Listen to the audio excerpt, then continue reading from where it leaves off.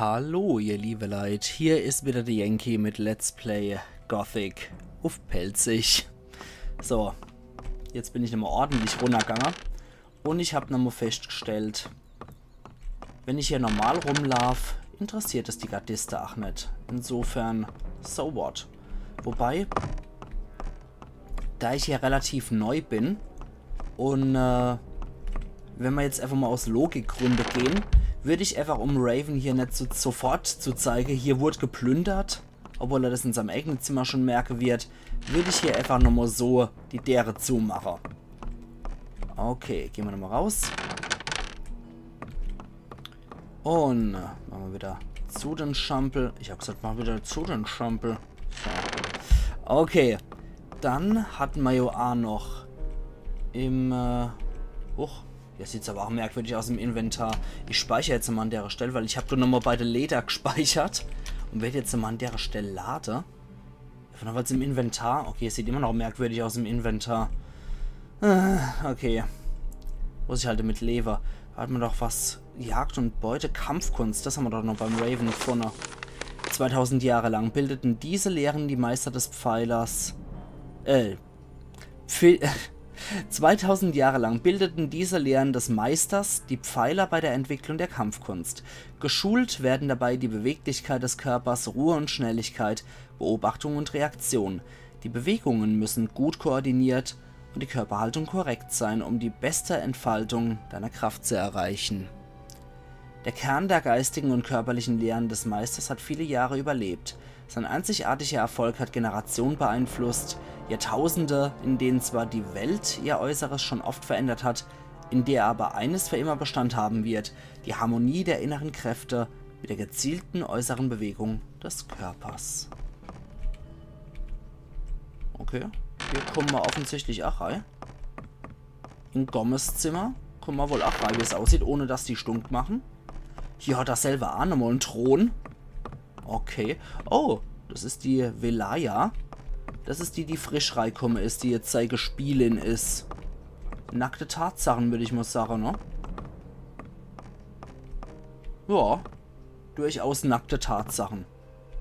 So, spricht die auch mit mir? Geh schon, du darfst nicht mit mir reden. Okay, das sagen sie alle. Gomez hat hier Himmelsbett und nochmal ein Fell vorne dran. Im Zimmer eingesperrt, hat er aber gesagt, aber naja. Offensichtlich gibt es für das Mädel hier nichts Großartiges zu machen, außer sich zu Wäsche und die Füße durch den Badezuber zu strecken. Zwischen den Bäs sieht man doch nichts, oder? Nö, natürlich nicht. Komisches Gesicht hat sie aber, die Alte, aber ich denke, die nehmen hier, was sie kriegen können. Rechts. Okay, die kann ich noch mit dem Schlüssel öffnen, das geht weder rechts noch links. Ne, die gehen beide nur mit dem Schlüssel auf. Okay. Dann müsste ich vorher noch Gomez abluchsen, aber ich denke, das ist relativ schwierig, den Schlüssel abzujuxen. Sodele. Wie sieht's dann da aus? Oh, der Teil von der Burg ist offensichtlich nicht überdacht. Das ist nicht so gut. Ab hier ist es überdacht, aber da vorne nicht.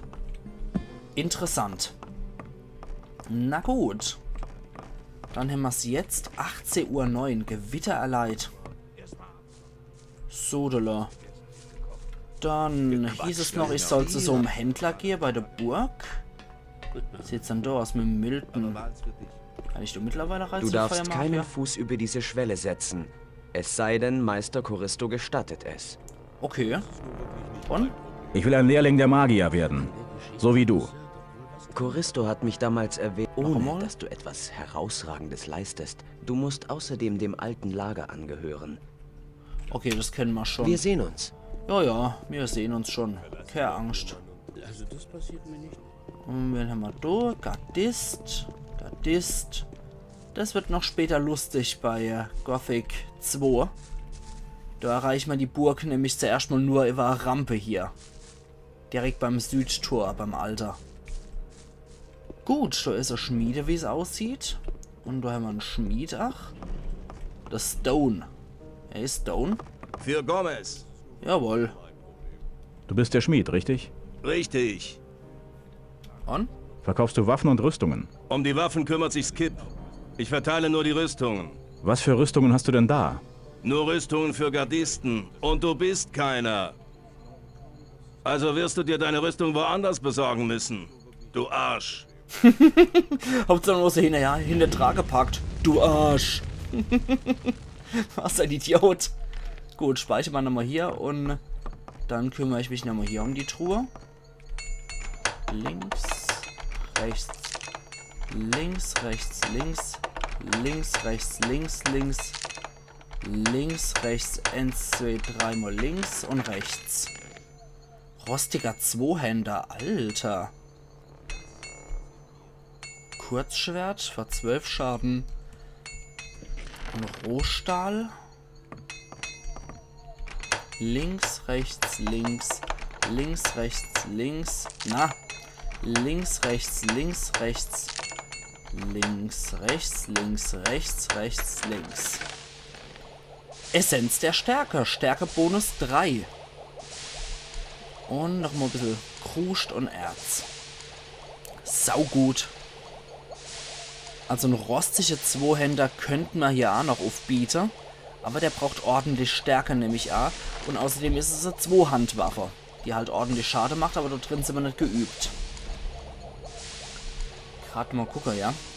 Stärke 30 braucht das Ding. Ich kann es trotzdem nicht verwenden. Okay. Ansonsten... Du Hämmers. Der goldene Trank hier. Essenz der Stärke. Stärke plus 3. Jetzt sind wir bei Stärke 28. Bisschen was Schmiede könnten wir auch noch.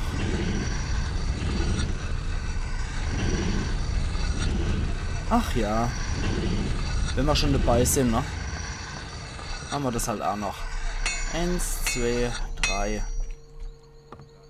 Und 1, 2, 3. Und der Rest noch Schleife, was wir hin. Sich ab.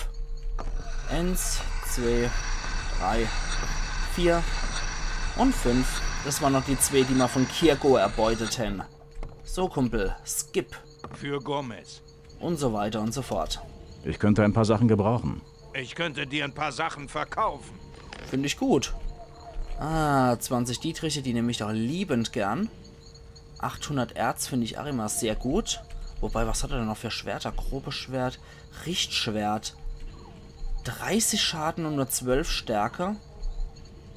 32 für 12 Skadeschwert und 33 für 13 Stärke. Das ist natürlich besser als das, was wir haben. Wie ist das? Kampfschwert einfach nur. Natürlich, das nehme ich doch liebend gern. Das ist doch besser als die Axt, die wir haben. Zu 800 Erz sage ich definitiv auch nicht, ne? Auch wenn wir doch wieder jetzt ewig und 3 Tage dran sitzen, um das Erz rüber zu ziehen. Aber so ist es halt leider. Ich wünschte mir echt, dass man bei so einem Handelssystem wesentlich einfacher arbeiten könnte. Aber 2001 war das alles noch etwas komplizierter.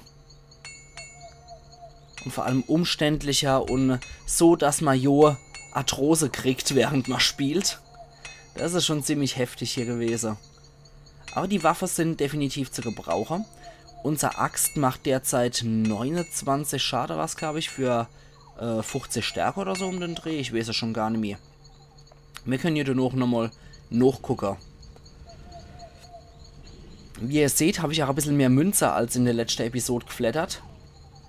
Ich bin einfach bei der Kiste mit über 8000 Münze, habe ich noch so viel genommen, dass ich insgesamt 700 Münze bei mir habe. Von mehr habe ich echt Geduld gehabt. Und mit dem höheren Erz, was ich jetzt schon besitze, kann ich mir auch bei Diego dann die höhere Schattenrüstung noch kaufen. Das werde ich auf jeden Fall noch machen. Weil die bringt auch schon was und wie der Raven schon gesagt hat, da werde ich weniger schnell umgebracht und es dient auch noch zusätzlich als Ausweis hier. Also generell die Rüstungen zeigen ja auch, wer man ist, was für einen Rang man hat und wie hoch man hier in der Hierarchie steht und wo man alles hin darf und ab wann man sich zu viel rausnimmt. Hätten wir jetzt so Erzbaronenrüstung, könnten wir überall rumstolzieren und könnten alles machen, was wir wollten. Also von daher nicht schlecht. Oh, das wird richtig, richtig teuer, aber wir haben noch ein paar richtig gute Sachen, um sowas zu rechtfertigen. So, oh Mann, alle 800 Hertz rübergezogen. Ich habe auch kaum Arthrose gerade in der Hand. Rostiger Zweihänder. Etwas zu viel. Paar grobe Schwerter hinterher. Verwittert die Axt. Kurzschwerter jagen wir auch noch hinterher. Und dann noch ein paar Pfeile. Ach Quatsch. Nicht da, nicht er ein paar Pfeile, sondern ich ein paar Pfeile. Und dann haben wir die Sache eigentlich auch erledigt. Wobei, so ein Knüppel können wir noch loswerden hier. Und dann kann er noch einen Pfeil drauflegen und dann passt die Geschichte. Perfekt. So, jetzt macht ihr anscheinend auch Feierabend. 29 für 12, also 29 Schade für 12 Stärkepunkte. Und das Ding macht 33 Schadenspunkte für 13 Schaden. Und das sieht doch auch ordentlich aus hier, das Kampfschwert. So, dann können wir nochmal speichern, weil das ist so ein Sinn einfach so Sache, die kosten Unmenge Zeit. Ne, da brauchen wir auch einen Schlüssel davor. Jetzt haben wir doch echt den ganzen Tag hier nur in der Burg verbracht. Alter Falter. Hier gucken wir auch noch wo hier. Da geht's dann hier in die Burgräume rein, ne? Ja. Genau, da ist noch so ein Typ. Bullet. Den kennen wir doch. Den Scheißer. Der hat uns doch hier direkt schikaniert, als wir reingekommen sind. Deswegen hauen wir dem Typ doch mal auf die Fresse wieder. Rache ist süß, Bullet. Für Gomez. Wen haben wir denn da? Du bist doch der Typ, den ich getauft habe. Was willst du? Noch mehr Schläge? Alter, wie der schon lacht. Ich bin... Alter. Ich bin gekommen, um dir dein großes Maul zu stopfen. Ja, da komm mal her, Bürschchen. Dann haben sie offensichtlich aus Köln-Kalk rekrutiert.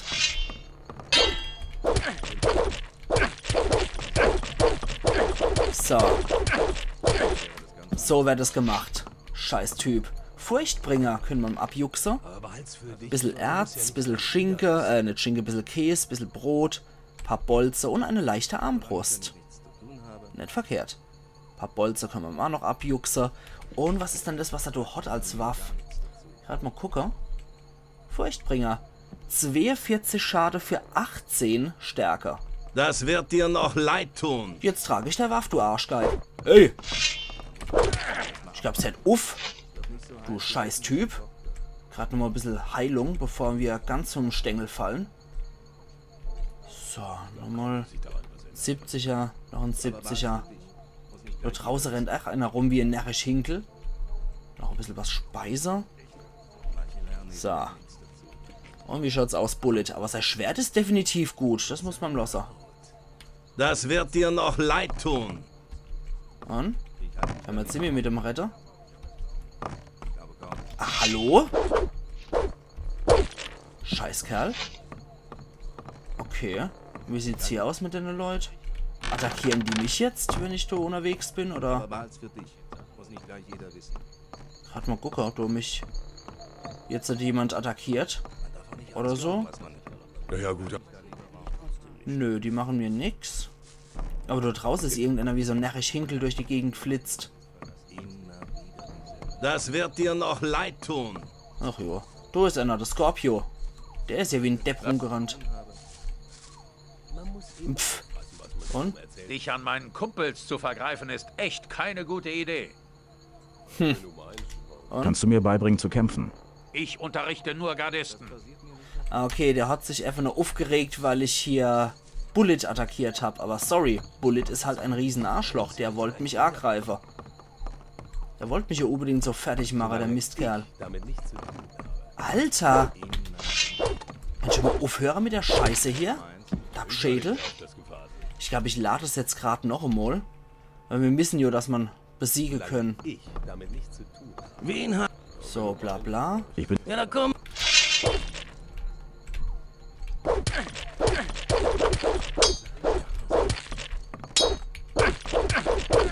So.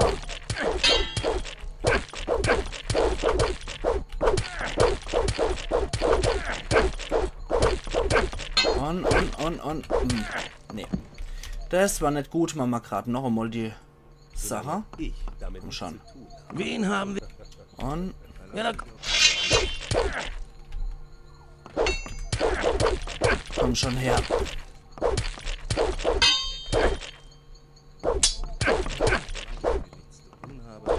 Oh Mann.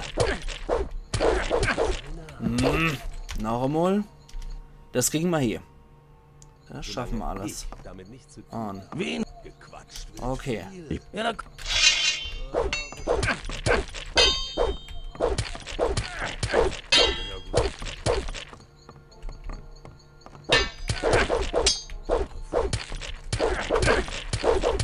So. Noch einmal das Zeug nehmen wir auch liebend gern. Und dann nochmal Hochheiler und dann schauen wir mal, ob er jetzt nochmal irgendwelche Muckefuck macht, weil normalerweise sollte er mich nicht am laufenden Band attackieren. Scorpio hat erstmal auch nichts davon mitkriegt. Das ist auch recht gut. So, dann noch ein bisschen was Schmauser. das wird dir noch leid tun. So ein Idiot. Okay, na gut, mit Bullet ist nichts anzufangen. Aber sein Furchtbringer nehme ich liebend gern. Der macht doch schon ordentlich was her. Aber gut. Wenn er Mensch, dann soll er machen. Früher wäre das ganz anders gelaufen. So, Hauptsache ich habe ihm die Fresse gestopft. Finger weg! Finger weg! Hallo? Das ist der Finger weg. Das wird dir noch leid tun. Ich wollte hier einen Aufmacher. Jetzt können wir gerade... Das passiert mir nicht nochmal. Okay, machen wir gerade noch einmal hier einen Speicherpunkt. Und das mal... Gucke ich hier nochmal, was die hier hängen. Rechts, links, links, rechts, links, links, rechts, links, Ich höre links, nicht mehr auf das rechts, Gefahr. links, rechts, links, links, rechts, rechts. Ich glaube kaum, dass ich daran was ändere. Okay, die haben ein bisschen Bolzer. Ui, die haben so einen Stärketrank wieder, so ein Dreier. Das ist natürlich richtig gierig. Wieder dieselbe Leier. Fackel, Schlacht um Varant und ein magischer Trank, der meine Stärke erhöht. So, noch einmal der magische Trank. Stärke plus 3 wieder. Sehr, sehr geil. Und wo ist dann der... So, Lehren der Götter, Rezeptur und Schlacht um Varant. Doch Feldherr Roba wählte den Angriff. Er versammelte sein Heer und stieß mit geballter Kraft gegen die schlecht gedeckte rechte Flanke des Feindes vor. Er hielt sich nicht lange mit dem Geplänkel auf, sondern stieß wie ein Schwert in die Seite des feindlichen Heeres und zerschnitt sie wie Papier.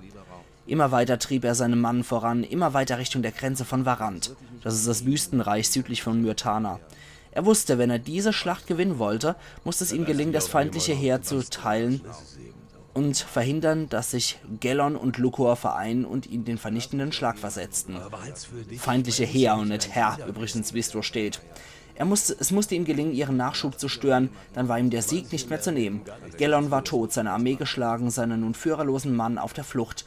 Doch Roba war gewillt, dem Feind keine Chance zu geben, sich zu sammeln und befahl sofort den Aufbruch, um den Feind zu vernichten. Lukor indes beschließt, die Gunst der Stunde zu nutzen und König Robas erschöpften Truppen den Todesstoß zu versetzen. Rechts, links, rechts, rechts, links, rechts, rechts, rechts. Okay, das ist alles nur Quatsch von der Arbeiter hier. Trotz allem, man sollte wissen, wo man zu plündern hat. Rechts, links, links, rechts, rechts, links, rechts, rechts. Man sollte wissen, wo man hier plündert. Dann kann sich das echt lohnen. Gerade diese Essenz der Stärke und diese andere Tränke, die auch die Lebensenergie erhöhen, das sind sehr nützliche Teile. Okay, also die Plünderung geht nach wie vor weiter, aber ich mache das ja jetzt auch nicht, um das hier ewig zu strecken oder so, sondern wirklich, damit wir alles mitnehmen, was das Spiel zu bieten hat. Links, rechts, rechts, rechts. So. Das lohnt sich auf jeden Fall. Also gerade was das Erz angeht, finde ich das definitiv sehr lukrativ alles. So. Links, links, links, rechts. Links, links, rechts, links. Und auch gerade für die Sache, die man so hier erwerben kann, sprich auch Bullets Schwert und so, Eine 30 Stärke habe ich. Ich könnte jetzt theoretisch auch diese Zweihänder nehmen. Aber das finde ich eigentlich Quatsch, weil dort drin lasse ich mich nicht ausbilden. Das kostet einfach nur unnötig viel Erfahrungspunkte, sage ich. Kostet unnötig viel Lernpunkte. Ich glaube, du kostet Stufe 1 alle schon 20 Lernpunkte oder 30. Und Stufe 2 kostet dann gleich nur 40 Lernpunkte. Also das investiere ich garantiert nicht. Okay, hier haben wir nochmal so einen Ort. Und speichere mal hier noch einmal. Und dann gucke ich nochmal, was es hier gibt. Gewitter erleiht. Also wir haben hier richtig ordentlich was zu tun. Da ist noch ein Gardist, der hier nochmal das Tor bewacht. Und ich war mir nicht mehr sicher, gibt es hier noch irgendwas? Ich glaube, da geht es einfach nur aufs Dach. Auf ein begehbares, oder? Nee, doch nicht. Ah, hier geht es auch nochmal over hier. Das sind Bette. Und hier sind nochmal Truhe. Rechts, links, links, rechts. Aber besonders viel wertvolles Zeug ist jetzt hier nicht mit drin. Trotz allem nehmen wir auch das Standardzeug mit. Ja, auf Armbrüste und auf Böcke skill ich sowieso nicht. Insofern relativ witzlos alles. Links, rechts. Links, rechts, links. So. Ja, wie gesagt, leider etwas witzlos, da ich halt hier... jetzt habe ich den Vater verloren. Egal. Wie gesagt, wir rennen ja auch hier überall rum, damit ihr auch alles sehen könnt. Ich finde es halt auch wichtig zu sehen, was man da noch machen kann. Und von nix kommt ja auch nichts. Das heißt, wenn ich mal jetzt auch nicht hier... Überall, wenn ich jetzt hier überall auf Plünderzug gehe würde, hätte ich ja auch nichts auf dem Arsch, was ich dann hätte. Womit ich dann auch verkaufe und handle kann. Deswegen, auch wenn das etwas ätzend sein mag, ich mache diese Plünderzüge trotzdem, damit ich über entsprechendes Erzkapital verfüge. Und ihr dürft auch natürlich daran teilhaben. Es wäre auch meiner Meinung nach etwas dämlich und irgendwie auch das Spiel nicht richtig respektiert, wenn ich sagen würde, ja, ich gehe jetzt mal auf Plünderzug und ich cutte dann. Wir sehen uns dann im nächsten Teil wieder und dann sage ich, was ich alles geplündert habe. Das finde ich immer saumäßig blöd, weil es gibt ja auch Leute, die wollen vielleicht auch nochmal Gothic spielen, eben weil sie durch das Let's Play wieder inspiriert werden, eine Runde zu zocken. Und die können dann hier auch nochmal sehen, wie ich hier die Kombinationen für die großen Dinger mache. Ich meine, jetzt bei Dennis sage ich jetzt auch nicht mehr bei jeder einzelnen Truhe, was für Kombi ich mache. Aber Leute, die es eventuell wieder spielen wollen, die sehen dann bei der größeren Truhe auch mal, was man da für Kombinationen anwenden muss. Und die sehen dann auch nochmal, ob es sich überhaupt lohnt, da die ganzen Dinger zu knacken. Und jetzt hier zum Beispiel, die mache ich jetzt einfach nur, damit ich ein gewisses Grundkapital auch wieder habe. Und das andere in der Burg, das sind die reine Luxusplünderungen. Hoppla. Rechts, links, rechts, so rum. Das waren halt die reine Luxusplünderungen, aber hier kommen auch ein paar 100 Erzbrocken zusammen, wenn man hier die Kiste mitnimmt. Und ich finde definitiv, Cleffi macht auch Mist. Und man hört auch schädige Gespräche von der ganzen Hansel noch. Rechts. Na? 1, 2, 3, 4 mal rechts. Das war alles. Ja gut, also das kann schon sein. Ich finde, da waren die Gespräche sogar... Das kann schon sein. Wir haben es jetzt 22 Uhr. Das heißt, die Leute müssten nach allmählich vorbeikommen, um in ihr Quartier zu gehen. Ich höre nicht mehr auf das Gefasel. So. Hier haben wir noch einen Schlafraum. Oh, da ist schon einer drin. Scorpio. Der ist schon wieder in seinem Raum. Aller hopp. Machen wir hier nochmal Speicherung.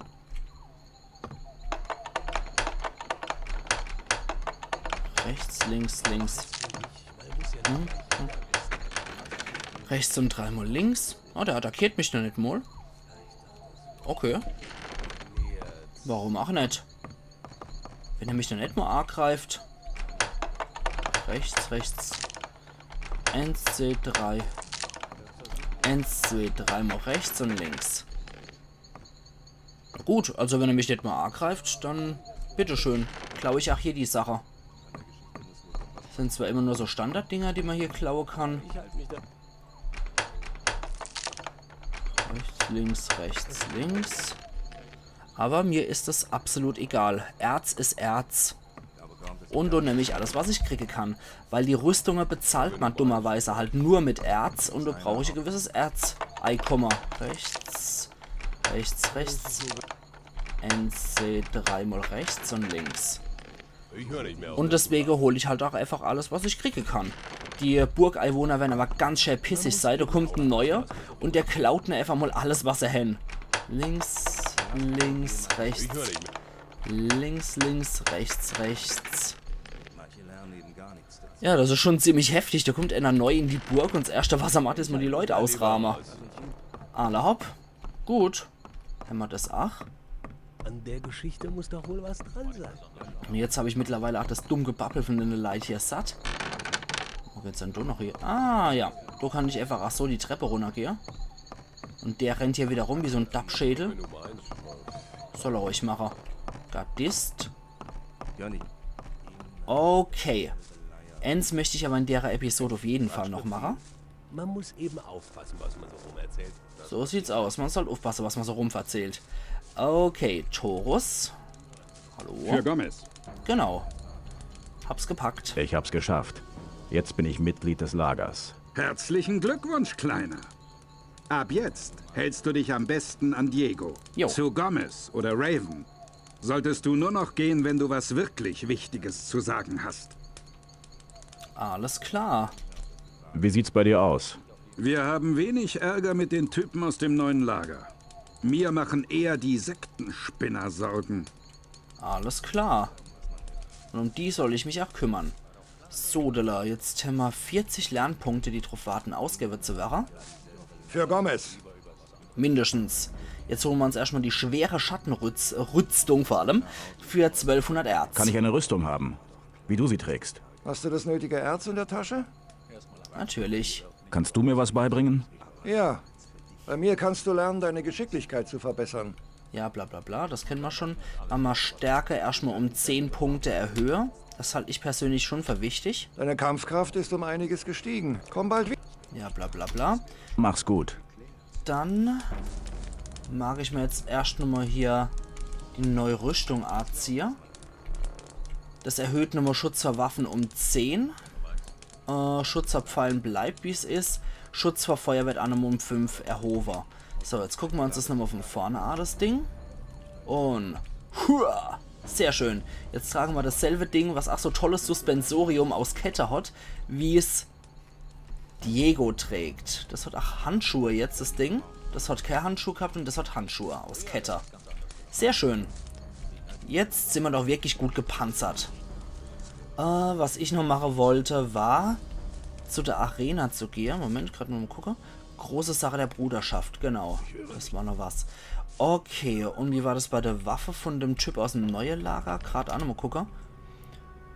2 Reisschnaps, 5 Flasche Bier, 3 Laibe Brot, 2 Käsestücke und 2 Weintraubenrewe. Ich glaube, du dürfte ich mittlerweile auch alles zusammen haben. Also wenn ich wieder in der Nähe vom neuen Lager bin, kann ich dir auch nochmal das Zeug zu dem Typ im Kessel bringen. Okay, mittlerweile sind wir schon recht gut gewappnet, würde ich sagen. Dann würde ich auch nur noch Ends machen wollen, bevor ich mich dann komplett auf die Magie konzentriere. Und zwar würde ich gern vom Skaddy noch die Einhandwaffe lernen. Und zwar auf Meisterschaft. Das dürfte mich 20 Lernpunkte noch kosten. Und ein bisschen Erz. Für Gomez. Genau. Trainierst du auch Kämpfer? Schon. So. Jawohl, 20 Lernpunkte. Bring mir bei, noch besser mit Einhandwaffen umzugehen. Na gut, die Grundkenntnisse hast du ja schon. Wenn du die Waffe gesenkt hältst, dann kannst du direkt mehr Wucht in deinen ersten Schlag legen. Nutze den Schwung, weißt du noch? Gut. Der nächste Schritt ist, du musst deinen Körper mehr einsetzen. Wenn du zweimal geschlagen hast, dreh dich um die eigene Achse, damit überraschst du den Gegner und bist in einer optimalen Position. Dann ziehst du deine Klinge noch einmal quer von rechts nach links. Und wieder von vorne. Vergiss nicht, Übung macht den Meister. Also geh jetzt und werde ein wahrer Meister des einhändigen Kampfes. Perfekt. Mehr wollte ich auch gar nicht. So. Jetzt haben wir hier Einhänder gemeistert. 10% für Crit-Chance. 10 Lernpunkte haben wir noch. 41 Stärke haben wir insgesamt. Und wir sind ziemlich gut vor Waffe geschützt, muss ich sagen. Okay.